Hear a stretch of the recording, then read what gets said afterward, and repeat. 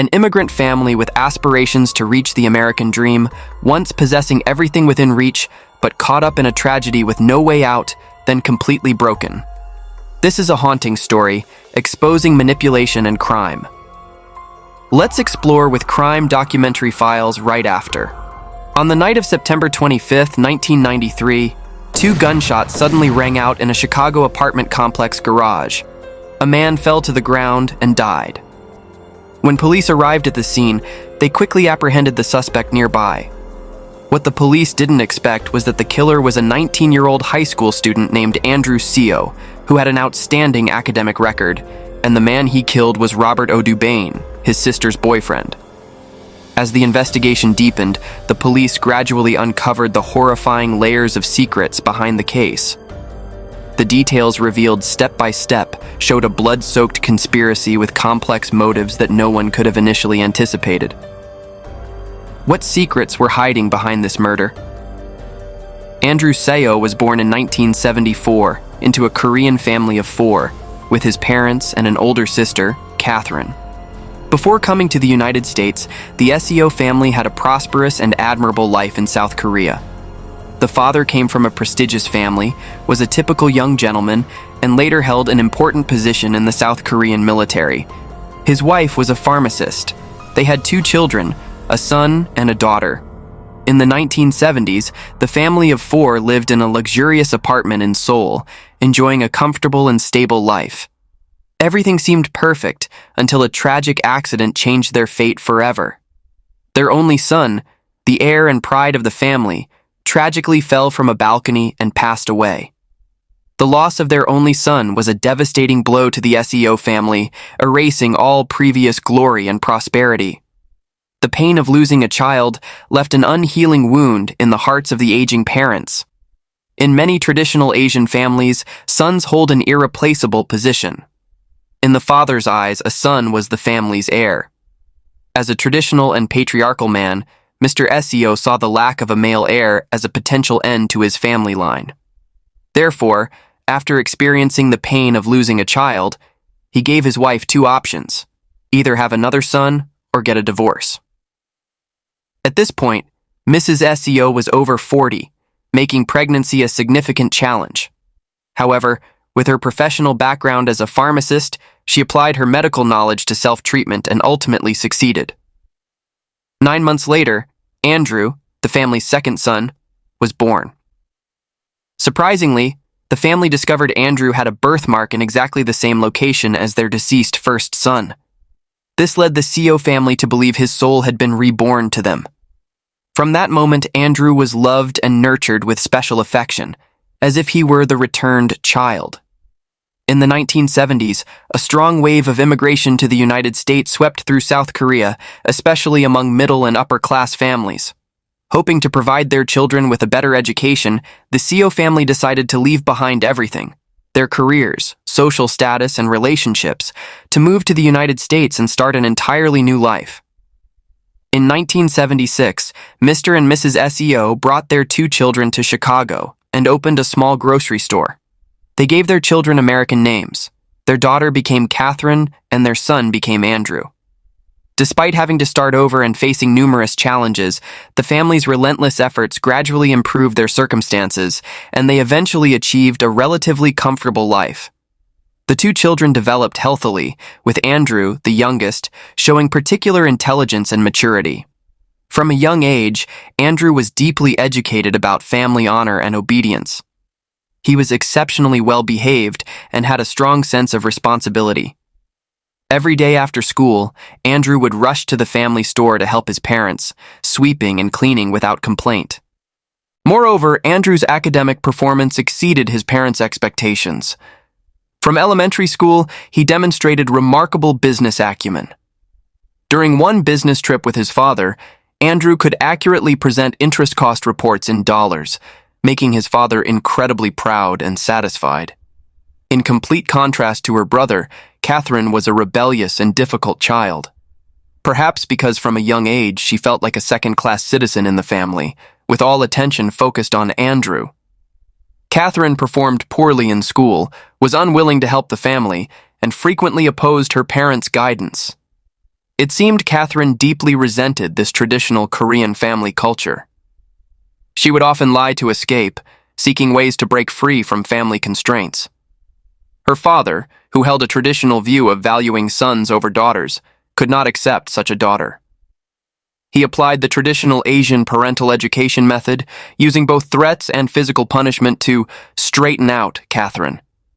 The difference between the siblings created an unbridgeable distance, painting a family portrait filled with hidden corners and underlying pressures. The authoritarian and violent parenting approach of the father only intensified Catherine's hatred, and the conflict between them grew increasingly deep. The final explosion occurred after a tense phone call. One day the SEO family phone rang. When the father picked up, a young man's voice came through rudely. "I'm your daughter's boyfriend. Where is she? Put her on the phone." Mr. SEO was both shocked and furious. He could not accept that his daughter, barely in her 20s, was involved with such a man. In his family, dating in the American teenage style was absolutely forbidden. When Catherine returned home, he launched into a verbal attack, hurling harsh words and slapping her. Catherine refused to submit, screaming back and fighting. The conflict escalated when she tore his shirt collar and even scratched his face. This action made Mr. Seo, who always held absolute authority in the family, unable to control his anger. He even grabbed a gas can, poured it over himself and his daughter, and held a lighter, threatening to end everything with his daughter. Fortunately, the lighter wouldn't ignite. At that moment, Mrs. Seo arrived home and quickly intervened to stop them. In an atmosphere filled with tension and hatred, father and daughter were like enemies in an uncompromising battle where respect and love had been trampled by rigidity and violence. After this incident, Catherine and her father completely stopped speaking to each other, becoming strangers. Perhaps from this moment, negative and dark seeds began to take root in Catherine's soul.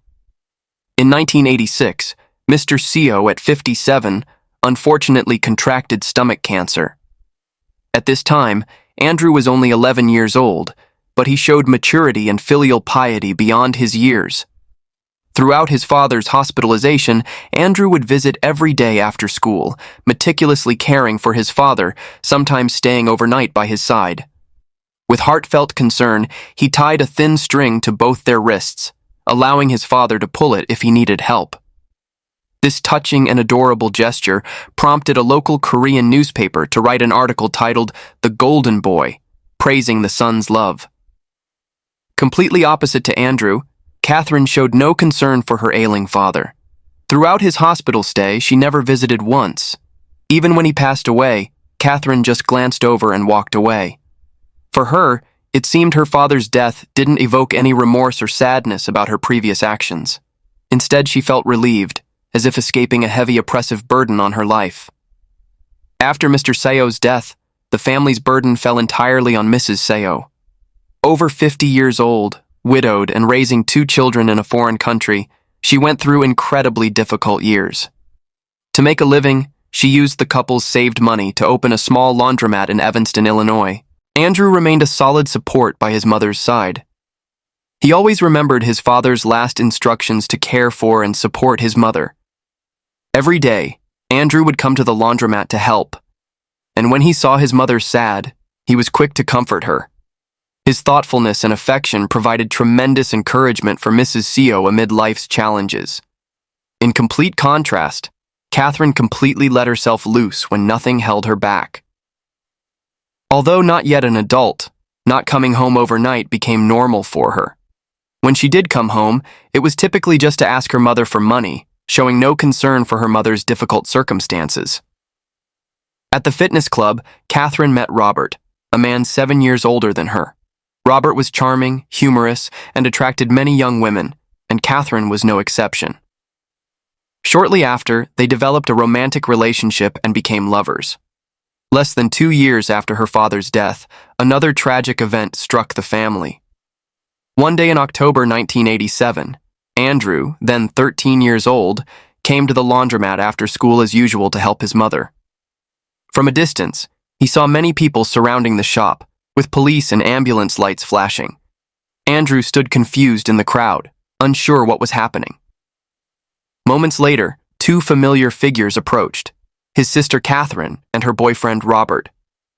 Robert embraced the sobbing Catherine and delivered a shocking message to Andrew. His mother had been murdered at the laundromat.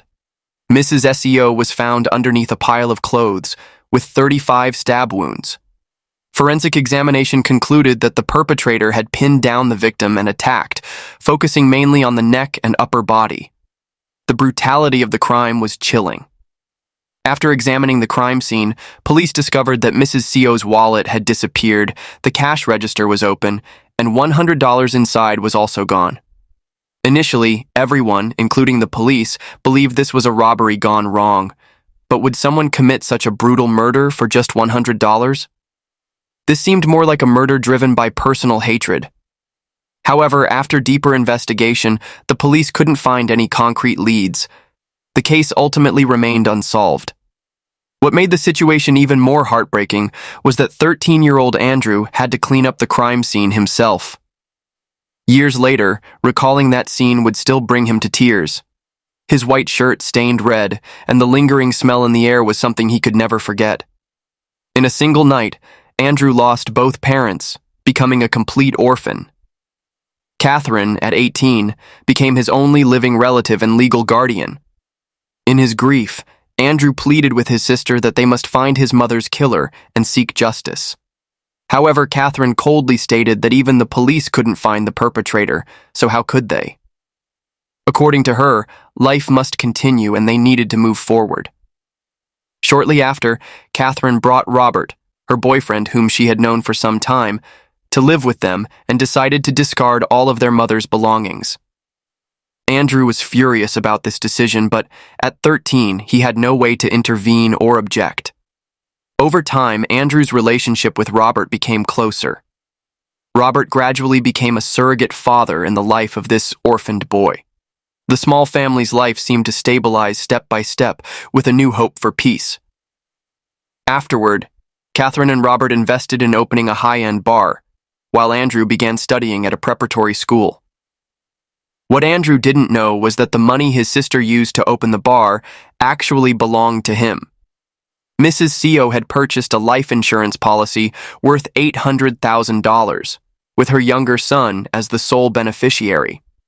Since Andrew was not yet of legal age, his sister managed this inheritance. With this money, Catherine not only invested in the bar, but also sold their old house to buy a new one in an upscale Chicago neighborhood. She purchased all new furniture, bought designer clothes worth $1,000, and a luxury car for her boyfriend. Catherine herself completely transformed from head to toe, dressing luxuriously and wearing elaborate makeup to the point that her friends barely recognized her. As for Andrew, his sister enrolled him in the prestigious Loyola Academy Catholic High School. Here, Andrew was truly a shining star. He remained diligent in his studies, maintaining outstanding academic performance.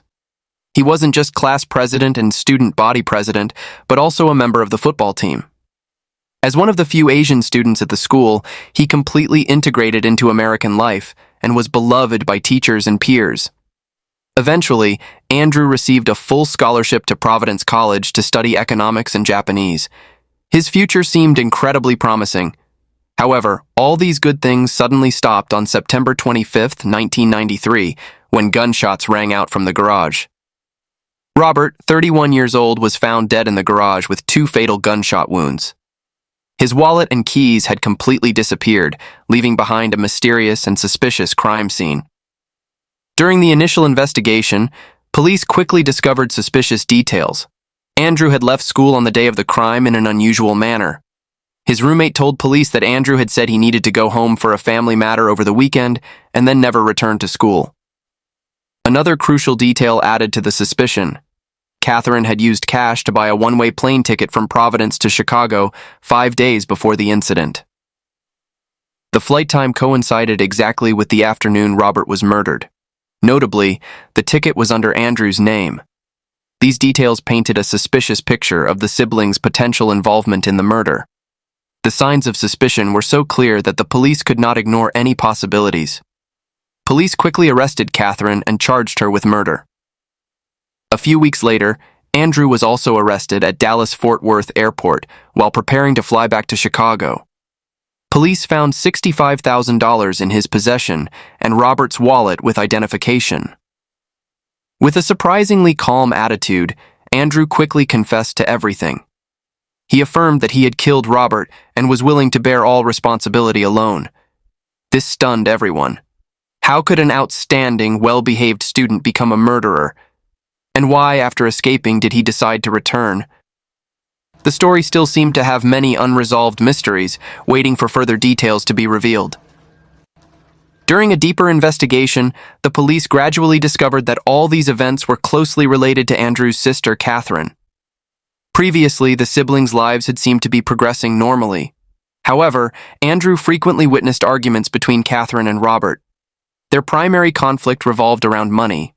According to Catherine, Robert was a gambling addict with outside relationships who frequently drank. One time, Andrew came home and found Robert drinking in the garage. In his drunken state, Robert said some cryptic words to Andrew. "Do you know who the worst person in the world is? Let me tell you, it's your sister. She has other men outside. Do you know why we can still be together? Because I know her secrets and she knows mine." Initially, Andrew dismissed these as the ramblings of a drunk and paid no mind. Catherine would occasionally call her brother, mainly to complain about Robert. She once told Andrew that Robert had broken windows and beaten her. Hearing about these instances of abuse, Andrew would come home and have intense arguments with Robert. The respect he once had for this man completely disappeared. Gradually, the relationship between Andrew and Robert became increasingly tense. Robert's strange statements, suspicions about Catherine's relationships, and the deepening emotional wounds seemed to be leading to a tragic outcome that no one could have anticipated. During one school break, Andrew came home to rest for a few days before returning to school. His sister invited him to dinner. At the dinner table, Catherine revealed a shocking truth. "There's something I must be honest with you about. Robert was actually the one who killed our mother." Catherine explained that at the time, Robert was deeply in debt and desperately needed money. They frequently argued about this. She had once said, "When Mom dies, she'll leave behind a large sum of money, and your problems will be solved." She told her brother that her initial comment was just meant to comfort him, but unexpectedly, Robert had actually murdered their mother. Andrew angrily questioned why she hadn't reported this to the police. Catherine responded that if she had reported it, she would certainly have been considered an accomplice. At the time, she was so panicked that she had provided an alibi for Robert. Therefore, if she revealed the truth, she would also go to prison. What Andrew didn't know was that after Mrs. Sayo's murder, the police had previously investigated Catherine and Robert as suspects. However, because they had provided alibis for each other, neither was charged. After telling this story, Catherine expressed her intention to convince her brother to kill Robert. She said that as the only man in the family, he must avenge their mother and wash away the family's disgrace. Although Andrew was extremely angry, he firmly refused to commit murder. He then returned to school. However, in the following weeks, his sister called him over 60 times, emphasizing the emotional debt he owed to their deceased parents. Finally, Andrew, confused and conflicted, reluctantly agreed to his sister's request. The traditional values he had been taught from childhood made him unable to disobey the only relative he had left. On the night of the crime, Catherine and Robert were both with their respective lovers. At this point, they maintained an open relationship that allowed each other to date other people. Catherine called Robert, saying her car was broken and she needed his help to fix it, using this to lure him to the garage. Meanwhile, Andrew, following his sister's instructions, changed into black clothing and brought a change of clothes. In the garage's attic, he found a paper bag his sister had prepared in advance, containing a gun and a plane ticket. He then waited while his sister used the phone to draw Robert to the garage. The waiting time felt like an eternity, with Andrew filled with fear and anxiety. When Robert appeared, Andrew raised the gun. In that moment, his mind flashed back to 13 years earlier, standing in the laundromat cleaning up the crime scene, almost hearing his father's dying instruction to care for and protect his mother. He then waited a while to ensure Robert was dead, something his sister had instructed him to do beforehand. Then he followed the original plan and left the scene. The question remained. Why, after escaping, did Andrew intend to return to Chicago? It was because he knew his sister had been arrested and wanted to bail her out. Catherine didn't wait for her brother to rescue her. She successfully bailed herself out through bribery, then moved to a high-rise building in Chicago, continuing to live in a luxurious apartment. During this time, she didn't forget to date wealthy men and create multiple identities, including a role as a real estate broker named Kasia Kane. However, in 1995, 2 days before the trial was set to begin, she disappeared. On the day of the trial, the judge signed an arrest warrant and proceeded with a trial in absentia. After 2 hours of jury deliberation, Andrew, a 19-year-old who should have had a brilliant future, was sentenced to 100 years in prison for murder. Catherine was convicted of first-degree murder and armed robbery, sentenced to life imprisonment without parole, if she were to be caught. So where was Catherine at this point? In fact, she had changed her name to Tiffany and fled to Hawaii. Not only did she change her name, but she also completely transformed herself from head to toe, from hair color to makeup and clothing, becoming an entirely different person. In Hawaii, Catherine quickly found a new boyfriend, a surfing instructor and personal trainer. She created a false identity as a rich heiress and convinced her boyfriend to buy a luxury apartment. However, her promiscuous lifestyle didn't last long. In January 1996, she appeared on the TV show America's Most Wanted #1 Criminal. By March of the same year, she was forced to turn herself in at the FBI office in Diamond Head, though she still maintained her innocence. At the trial, Catherine refused to apologize to her ex-boyfriend's family, still insisting on her innocence. She looked straight ahead, her gaze cold, without a hint of remorse. The police pondered, why did Catherine wait years after her mother's death to manipulate her brother into killing her ex-boyfriend? Through investigation, they suspected this was related to a $250,000 life insurance policy Robert had purchased, with Catherine as the primary beneficiary. Andrew was completely unaware of this. An even more terrifying hypothesis emerged. Perhaps earlier, because of the large life insurance payout from her mother, Catherine had manipulated Robert into murdering her own mother. However, due to lack of evidence, this case remained unresolved. Was it true, as Catherine claimed, that Robert had killed their mother and she had merely covered it up? Or was she the one who directly planned the entire crime? Perhaps only Catherine knew the truth behind it all. After serving 4 months, Catherine was sentenced to an additional 2 years for assaulting a prison guard. During his time in prison, Andrew wrote to his sister, telling her he didn't blame her, that they were everything to each other.